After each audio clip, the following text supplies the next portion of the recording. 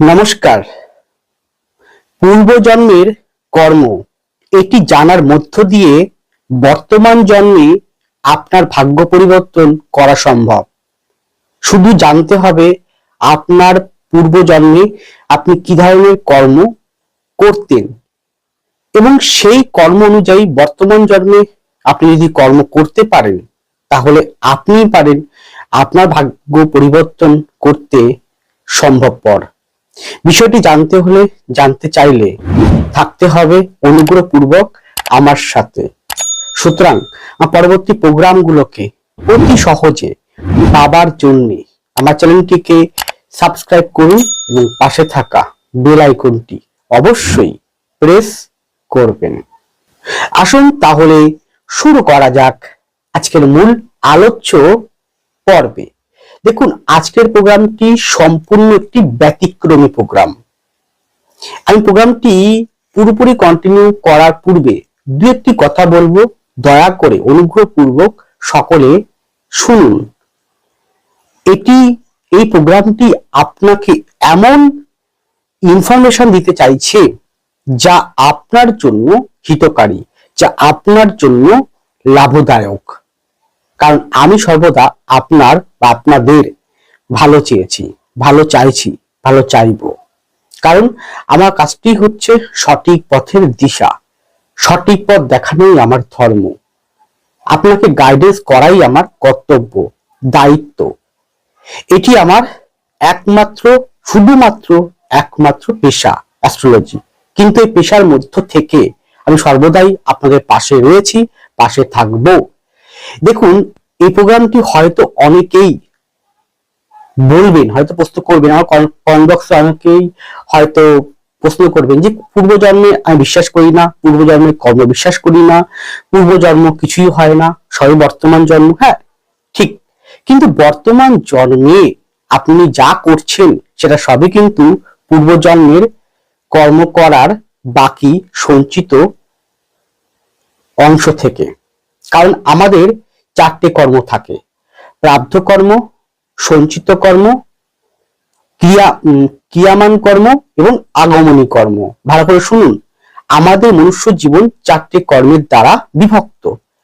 প্রাপ্ত কর্ম, যেটা আপনারা পূর্বজন্ম বলে থাকেন, প্রাপ্ত কর্ম, সঞ্চিত কর্ম, ক্রিয়ামান কর্ম, আগমনী কর্ম। এই চারটে ভাগের মধ্যে অবশ্যই প্রাপ্ত কর্মকে জানতে হবে, যেটা আপনার ডেস্টিনি, আপনার ভবিতব্য। যদি এইটাকে জানতে পারেন তাহলে অবিশ্বাস্য রূপে আপনি পারবেন আপনার ভাগ্য পরিবর্তন করতে। হ্যাঁ, এই ক্ষেত্রে আমি কিন্তু একটি অতি বাস্তব একজনের জন্মকুণ্ডলী থেকে বিশ্লেষণ করে উদাহরণস্বরূপ আপনাদেরকে বোঝানোর চেষ্টা করব। আমি আমার 18 বছরের প্র্যাকটিস অভিজ্ঞতা স্বরূপ চেষ্টা করব যেটুকু পারি বোঝানোর। আমি কিন্তু বংশ পরম্পরা অ্যাস্ট্রোলজার। আমার বাবার দিক থেকেও 4 পুরুষ, মার দিক থেকেও 4 পুরুষ। সুতরাং আমি আমার চেষ্টাটুকু করে যাব, বাকিটা আপনার সিদ্ধান্ত, আপনি কিভাবে নেবেন। এই ক্ষেত্রে আমি কার্মিক অ্যাস্ট্রোলজিকে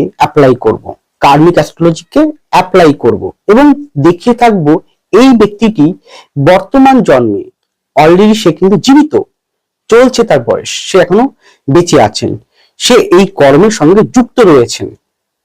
কেন এই কর্মকেই সে বেছে নিলেন, কেন সে অন্য কর্মকে বাছেননি, সেটাও কিন্তু প্রাপ্ত কর্মের মধ্যে লুকানো রয়েছে। তাই আপনার কর্ম কি, অনেকে হয়তো দিশাহীন ভাবে ঘুরে বেড়ায়, অনেকে হয়তো সঠিক কর্মে তো একটা কর্ম করছে, ছেড়ে দিয়ে আরেকটা কর্মে প্রবেশ করে। একটা হয়তো সে চাকরি করতো, হয়তো কিছুদিন চাকরি করে ছেড়ে দিয়ে ব্যবসায় নেমে গেছে। আবার অনেকে হয়তো ব্যবসা করতো, তা মনে হচ্ছে না ব্যবসা পাচ্ছে না, এভাবে ছোটখাটো একটা চাকরি করলে হয়তো ভালো ছিল। এইরকম অনেকের ভাবনা আছে। অনেকে হয়তো একাধিক কর্মের সঙ্গে যুক্ত, কেন, কি কারণে? অনেকে হয়তো সঠিক কর্মের অভাবে সাকসেসফুল জীবন লাইফ লিড করতে পারছেন না, বা যে কর্মের সঙ্গে বর্তমানে যুক্ত আছে সেখানে সে স্যাটিসফাই নয়, বা সে মন প্রাণ দিয়ে করতে পারছে না।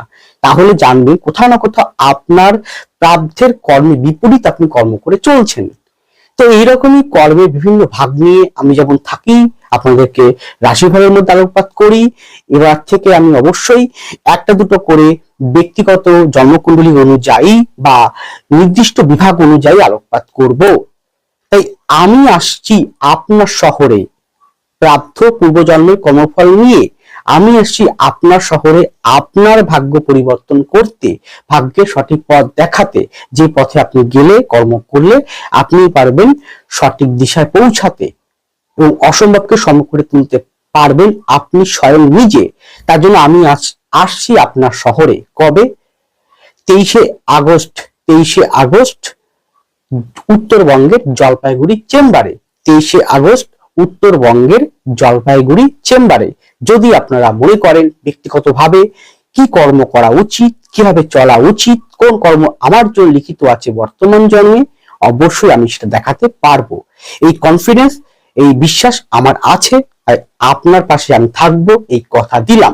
কিন্তু আবারও বলছি, জলপাইগুড়ি চেম্বারে আমি খুব সীমিত সংখ্যক ক্লায়েন্ট দেখবো। আমার বাড়ি দক্ষিণবঙ্গে, কলকাতায়।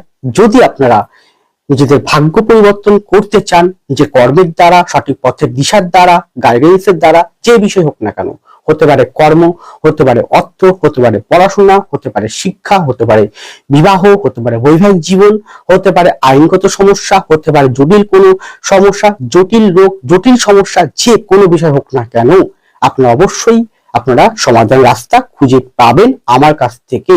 যদি মনে করেন, অবশ্যই স্ক্রিনে ফোন নাম্বারে ফোন করবেন এবং আজই এখন থেকেই বুকিং করা শুরু করুন। ডেটটি আবার মনে রাখুন, 23শে আগস্ট 2026।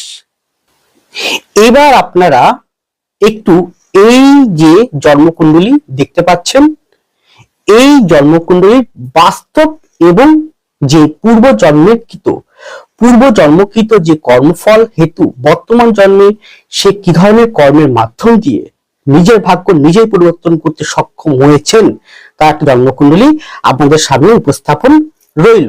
আপনারা শুধু একটু ফলো করুন। দেখুন, পূর্ব জন্মকৃত কর্মফল, এটাকে মূলত আমাদের দেখতে হয় কার্মিক অ্যাস্ট্রোলজি অনুযায়ী। প্রথম দেখতে হয় কেতুকে।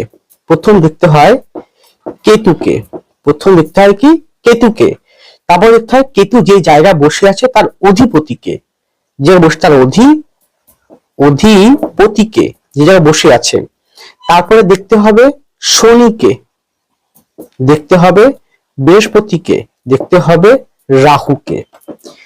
কেতু যে জায়গায় বসে আছে, যে ঘরে বসে আছে কালপুরুষ রাশি চক্রের, সেই জায়গা, সেই ভাব, সেই রাশি অনুযায়ী সেই রাশির ভাবটা কি কারকতা, রাশিটি কোন রাশি, কালপুরুষের কোন ঘরটি, এবং তার অধিপতি কে, কোথায় বসে আছে, কার সঙ্গে বসে আছে, কেতু কিরকম পজিশন আছে, শনি কেমন রয়েছে, বৃহস্পতি কেমন রয়েছে, রাহু কোথায় বসে আছে। কেতু পূর্ব জন্মের কর্মফলকে ইন্ডিকেট করে, রাহু বর্তমান জন্মের সেই কর্মফলকে বহন করে নিয়ে চলে, শনি তার ফলটা প্রদান করে, বৃহস্পতি সঠিক জ্ঞান, সঠিক দিশা, সঠিক পথ প্রদর্শক, পরম শান্তি প্রদান করে। এবং এই জন্মকুণ্ডলীতে আরেকটি গুরুত্বপূর্ণ বিভাগ বলবো, সেটি হচ্ছে সামান্য একটু মন মানসিকতা। কেন আজকে তিনি কঠিন এবং মর্মান্তিক একাকিত্বের মধ্যেও বহন করছে, এই রকম উদাহরণ আমি আপনাদেরকে দেখানোর চেষ্টা করছি। একটু মন দিয়ে আপনার ছকটিকে বোঝার চেষ্টা করুন। এবার আপনারা একটু দেখুন, একটু বোঝার চেষ্টা করুন। এই জাতকের লগ্ন হচ্ছে কর্কট। এবার কেতু কোথায় বসে আছে? কর্কটের পঞ্চম ভাবে। পঞ্চম কি? পঞ্চম হচ্ছে দৈব স্থান, অর্থাৎ যেখানে দেবতার স্থান। কেতু বসে আছে কার নক্ষত্রে? সতর্ণা অনুরাধা শনি নক্ষত্রে, তাই তো। এবং সে শনি কোথায় বসে আছে? ফোর্থে বসে আছে, লগ্ন সাপেক্ষে ফোর্থ ভাবে। এবং কার নক্ষত্রে? বৃহস্পতির নক্ষত্রে, বিশাখা নক্ষত্রে। শনির দৃষ্টি কোথায় আছে? বৃহস্পতির উপরে আছে। বৃহস্পতি স্বক্ষেত্রে আছে, লগ্ন সাপেক্ষে কোথায়? ষষ্ঠ ভাবে। বলেছিলাম কেতু যেখানে বসে থাকে সেই ভাবটা, সেই রাশিটাকে দেখতে হয়। তাহলে সেই রাশিটা হচ্ছে বৃশ্চিক, যা কালপুরুষের অষ্টম, মানে অষ্টম, অর্থাৎ যেটা আমাদের আধ্যাত্মিকতা, পূর্ব জন্মকৃত, আমাদের আদি, আমাদের জীবনী শক্তি, আমাদের ভিতরে অন্তর্নিহিত শক্তি, আমাদের প্রতিভা, আমাদের জ্ঞান, আমাদের আয়ুকে নির্দেশ করে। কেতু বসে আছে সেই জায়গাটা শনি নক্ষত্রে। এর অধিপতি মঙ্গল কোথায় বসে আছে? বলেছে কেতু যে জায়গায় বসে থাকবে সেই সেই রাশির অধিপতি কোথায় বসে থাকবে? অধিপতি বসে আছে ষষ্ঠ ভাবে বৃহস্পতির সাথে, এবং এই লগ্ন সাপেক্ষে, কর্কট লগ্ন সাপেক্ষে মঙ্গল হচ্ছে রাজ্যকারী গ্রহ। তাহলে ষষ্ঠ আমাদের কি ইন্ডিকেট করে? ষষ্ঠ আমাদের কনসালটেন্সি বিভাগটাকে ইন্ডিকেট করে, ষষ্ঠ আমাদের সেবা, ষষ্ঠ আমাদের নিত্য নৈমিত্য ইনকামটাকে নির্দেশ করে, প্রতিদিনের হিসাবটাকে নির্দেশ করে, কনসালটেন্সি সেবা করাকে নির্দেশ করে, প্রতিযোগিতা, অর্থাবসা, এগিয়ে যাওয়া, পরাক্রম, এইগুলোকে ইন্ডিকেট করে।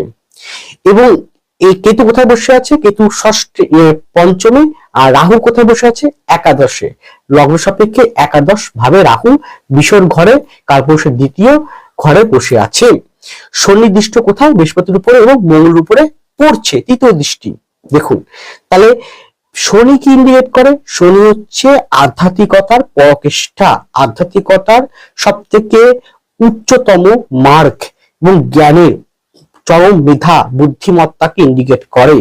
শনি নিরপেক্ষ বিচার করে, শনি সর্বদা মানুষকে সঠিক পথ দেখায়, সঠিক জ্ঞান, সঠিক প্রজ্ঞা এবং সর্বোচ্চ আধ্যাত্মিকতার পরকেষ্ঠা, বুদ্ধি, তপস্যা, ত্যাগ, তিতিক্ষা।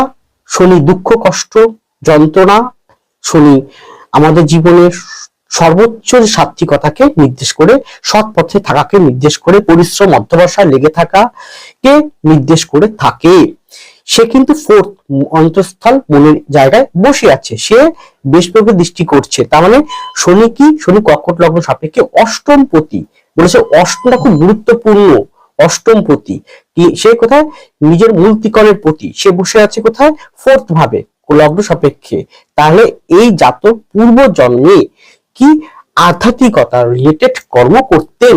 এই হয়তো আধ্যাত্মিকতা বলতে আপনারা বুঝবেন হয় সে কোন ধর্মের সঙ্গে যুক্ত, অথবা কোন ধর্ম প্রচারক, অথবা এই আমাদের মতন যারা আধ্যাত্মিকতায় কাজ করি, যেমন জ্যোতিষ, তন্ত্র, ট্যারট, বাস্তু, পামি সংহত, রেইকি, ফেংশুই, লাল কিতাব, বা যে কোনো প্রকার ধর্ম প্রচারক, যেমন কেউ হয়তো বৈষ্ণব ধর্ম প্রচার করছে, কেউ হয়তো বিভিন্ন বাবা লোকনাথ ধর্ম প্রচার করছে, বিভিন্ন রকম আছে না আধ্যাত্মিকতার। যে কেউ হয়তো ভারত সেবাশ্রমের বা ভারত সেবাশ্রমের সংঘের যে প্রতিষ্ঠাতা, তার ধর্মের প্রচার করছে, কেউ হয়তো যে কোনো প্রকার ঈশ্বর প্রদত্ত বিষয়টাকে নিয়ে কাজ করছে, কেউ হয়তো বিষ্ণুর বা শ্রীকৃষ্ণের মন্ত্রের দীক্ষা গ্রহণ করে, কেউ শক্তি মন্ত্রে, শাক্ত মন্ত্রে, বৈষ্ণব মন্ত্রে দীক্ষা গ্রহণ করে সে ধর্মটাকে নিয়ে চলছে, সে ক্রমাগত সেই ধর্মের ক্রিয়াকলাপ কাজ করছে, কেউ হয়তো আমাদের মতন অ্যাস্ট্রোলজার কাজ করছে। আবার এটাও বোঝানো হয় যে ষষ্ঠ থেকে যেহেতু কনসালটেন্সি বিভাগটা বোঝায়, কনসালটেন্সি মানে কথোপকথন, মানে ধরুন কেউ হয়তো ডাক্তার, কেউ হয়তো উকিল, কেউ হয়তো অ্যাস্ট্রোলজার, কনসালটেন্সি যা মানুষকে সঠিক পথ দেখাবে তার নির্দিষ্ট হিলিং পদ্ধতির মাধ্যম দিয়ে। তা সে ষষ্ঠ ভাবে কিন্তু বৃহস্পতি বসে আছে। সে বৃহস্পতি কি সক্ষেত্রে বসে আছে? সে কিন্তু কর্কট লগ্ন সাপেক্ষে ভাগ্যপতিও হচ্ছে। তাহলে শনি দৃষ্টি করছে কোথায়? বৃহস্পতিকে। শনি বৃহস্পতির মধ্যে একটা যোগসূত্র আছে, কত? 3-11 যোগসূত্র। এবং শনি বৃহস্পতিকে দৃষ্টি করে বৃহস্পতিকে আরো প্রবল করে দিল জ্ঞানের মাত্রা, এই আধ্যাত্মিকতার মাত্রা। এই জাতকটা কিন্তু পূর্ব জন্মে আধ্যাত্মিকতার উপরেই কর্ম করে, সেটাই কিন্তু এই বর্তমান জন্মে সেই কর্ম করেই চলছে সে, এবং এই কর্মের মাধ্যম দিয়ে সে কিন্তু নাম, যশ, খ্যাতি, প্রতিষ্ঠা এবং সে ভালো একটা জায়গায় পৌঁছাতে পারছে, এবং সেটাই কিন্তু ভবিতব্য হয়ে দাঁড়িয়ে আছে। এই জাতকটা হয়তো প্রথম দিকে হয়তো একাধিক কর্মের সঙ্গে যুক্ত থাকতে পারে, কিন্তু আলটিমেটলি তার ভবিতব্য হচ্ছে এই আধ্যাত্মিকতা রিলেটেড কর্মই, এবং এটাই, এবং কনসালটেন্সি যে মানুষকে বিভিন্ন সমস্যা থেকে মুক্ত করার সঠিক পথ দেখিয়ে থাকে। মঙ্গল দশম পতিকে ইন্ডিকেট করে রাজ্যকারী গ্রহ, ষষ্ঠ ভাবে বৃহস্পতির সঙ্গে মঙ্গলের দৃষ্ট। তাহলে এবং মঙ্গল অষ্টম, পঞ্চম দৈবপতি, দশমপতি এবং কালপুরুষের অষ্টম মঙ্গল, সে মঙ্গল ষষ্ঠ ভাবে বৃহস্পতির সঙ্গে সন্নিবিষ্ট রয়েছে। সুতরাং, এবং আরেকটা দেখুন, বৃহস্পতি আর মঙ্গল রবি থেকে কিন্তু কোথায়? ফোর্থ হাউসে। দেখুন, আবার চন্দ্র থেকে কিন্তু 7th হাউসে। কনসালটেন্সি করার জন্য বা কথোপকথন মানুষকে সঠিক পথ দেখানোর জন্য বা হিলিং মানুষকে করার জন্য, বিপদমুক্ত করার জন্য 7টাকে দেখতেই হয়, কারণ উল্টো দিকের ব্যক্তি যাকে আপনি হিলিং করবেন বা মুক্ত করবেন। এছাড়াও বৃহস্পতি যে সর্বদা কনসালটেন্সি বিভাগকে ইন্ডিকেট করে, ষষ্ঠ কনসালটেন্সি বিভাগকে ইন্ডিকেট করে। আবার এখানে দেখুন চন্দ্র বৃহস্পতি একে অপর দৃষ্টি করছে মিথুন রাশি, এবং মঙ্গল চন্দ্রকে দৃষ্টি করছে, চন্দ্র মঙ্গল দৃষ্টি করছে। তার এখানে এটা কিন্তু একটা কি গজকেশরী জীবযোগ তৈরি করে বসে আছে। তাহলে এই জাতকটা সর্বদা আধ্যাত্মিকতার মধ্য দিয়ে মানুষকে সর্বদা সঠিক পথ দিশা দেখিয়ে চলছে, এবং তার মাধ্যম দিয়ে সে নাম যশ খ্যাতি জাগতিক যে বিষয় টাকা পয়সা ধন দৌলত উপার্জন সে করতে পারছে। কারণ রাহু, ওই যে বলেছিলাম কেতু পূর্ব জন্মকৃত বিষয়কে ইন্ডিকেট করে, রাহু বর্তমান জন্মের সেই কর্মকৃত বিষয়কে বহন করে নিয়ে চলে। তাই সে কোথায় বসে আছে? সে পৃথিতত্ত্বে কালপুরুষের দ্বিতীয় ধর্মস্থানে বসে আছে এবং শুক্রের ঘরে, এবং সে শুক্রকেও দৃষ্টি করে বসে আছে। তাহলে কি হলো? এই কনসালটেন্সির মাধ্যম দিয়ে, আধ্যাত্মিকতার মাধ্যম দিয়ে সে এটাই তার পেশা বা কর্ম জীবিকা সে করে নিয়েছে, এবং তার মাধ্যমে সে নাম যশ খ্যাতি প্রতিপত্তি অর্থ উপার্জন করে চলেছে কন্টিনিউ। সেটাই কিন্তু শনি তার নির্ধারিত ভবিতব্য বলে আখ্যায়িত করেছে বা দিচ্ছে তাকে। এবং এখানে দেখুন একটা কথা বলেছিলাম যে এই জাতকটা কিন্তু কষ্ট দুঃখকে পেয়েছে। দেখুন, যে মানুষ জীবনে কষ্ট দুঃখ পায়নি, যে মানুষ জীবনে ঘাত প্রতিঘাত পায়নি, যে মানুষ জীবনে বিপদ কি, দুঃখ কষ্ট কি, দারিদ্র কি, কষ্ট কি জিনিস বোঝেনি, সে কিন্তু সাফল্য সেভাবে উচ্চ শিখরে পৌঁছাতে পারবে না বা এগোতে পারবে না। সেটা কিন্তু বহন করে কে? শনি। সেটা বহন করে শনি, তাকে চরম দুঃখ কষ্টের মধ্য দিয়ে, ঘাত প্রতিঘাতের মধ্য দিয়ে বাস্তব শিক্ষা শিক্ষিত করে তাকে কিন্তু সর্বদা তার নির্দিষ্ট যে মার্ক বর্তমান জন্মে কি করা উচিত, কোন পথে যাওয়া উচিত দেখিয়ে থাকে। তো সেটাই করছে, এবং সে ফোর্থে বসে আছে। ফোর্থ ভাবে যদি কোনো কারণে আপনার ফোর্থ ভাবে যদি কোনো কারণে কেতু বা রাহু অথবা শনি অথবা মঙ্গল বসে, আপনি জীবনেও শান্তি পাবেন না, ভয় থাকবে অন্তঃস্থলে, এবং আপনাকে তাড়া করে বেড়াবে, মনে শান্তি সুখ আপনাকে দেবে না। তার উপর দেখুন শুক্র যে শান্তি বা জাগতিক মোহ বর্তমান কলিযুগের রাজা, সেই সর্বস্ব, তা কেতু তার সঙ্গে বসে আছে। জাতকটা কিন্তু একাকিত্বের মধ্য দিয়ে রয়েছে, এবং সে দুঃখ কষ্ট নীরবে নিঃশব্দে সহ্য করে যাচ্ছে। কিন্তু এই সহ্য দুঃখ কষ্ট একাকিত্ব তাকে কিন্তু একটা খাঁটি সোনায় পরিণত করছে, মানুষের সঙ্গে থেকে, মানুষের কাজ করে, মানুষের ভালোবাসা পেয়ে এবং কর্মকে সৎ পথে করে এগিয়ে চলার মধ্য দিয়ে। কেতু যদি শুক্রের ঘরে অবস্থান করে বা শুক্রের সঙ্গে যুক্ত অবস্থায় থাকে, তাহলে সে কোনোদিনই প্রেম প্রীতি ভালোবাসা কামনা বাসনা থেকে বঞ্চিত করে দেবে। যদি শনি তার জীবনে পাওয়ারফুলি এবং শনি তার জীবনে রোল প্লেকারী গ্রহ হয়ে থাকে, তাহলে আরো জায়গাটাকে নষ্ট করবে। কারণ তাকে জাগতিক যে মোহ কামনা বাসনা প্রেম প্রীতি ভালোবাসা এগুলো থেকে বিচ্ছিন্ন করে দেয়, করে দিয়ে তার মূল স্রোত অর্থাৎ সে কি করবে এই জন্মে সেটা দেখিয়ে দেওয়ার চেষ্টা করে বিভিন্ন ঘাত প্রতিঘাত একাকিত্বের মধ্য দিয়ে।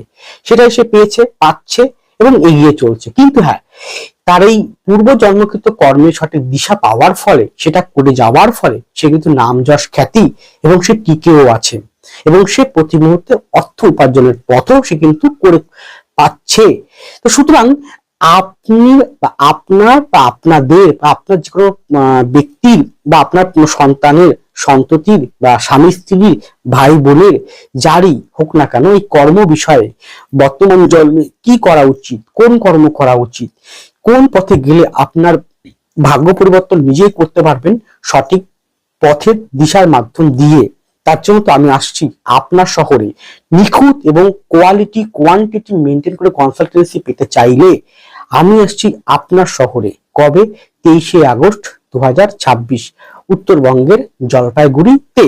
যদি মনে করেন কনসালটেন্সি নিতে চান ব্যক্তিগতভাবে, তাহলে অবশ্যই স্ক্রিনে ফোন নাম্বারে ফোন করে বুকিং করুন। আসন সংখ্যা সত্যিই সীমিত, খুব কম সংখ্যক ক্লায়েন্ট দেখা হবে। যদি মনে করেন ভাগ্য পরিবর্তন করতে চান, যে কোনো জটিল সমস্যা থেকে মুক্ত হতে চান বা পেতে চান, তাহলে আজই ইমিডিয়েটলি এখনই যোগাযোগ করে বুকিং করতে শুরু করে দিন। যাই হোক, আরো বলছি, এই পূর্ব জন্মকৃত কর্মফলকে একবার জানতে পারলে এবং বর্তমান জন্মে সেই কর্মে ধারাকে বহন করে নিয়ে চলতে পারলে ভবিতব্য কি আপনার যে বর্তমান জন্মে কোনটাই আপনার জন্য সঠিক যদি বুঝতে পারেন, জানতে পেতে চান, তাহলে আপনাকে অবশ্যই কনসালটেন্সি নিতে হবে। নিজস্ব ব্যক্তিগত হরোস্কোপ ও হাত অনুযায়ী। যাই হোক, সকলে ভালো থাকুন, সুস্থ থাকুন, এগিয়ে চলুন।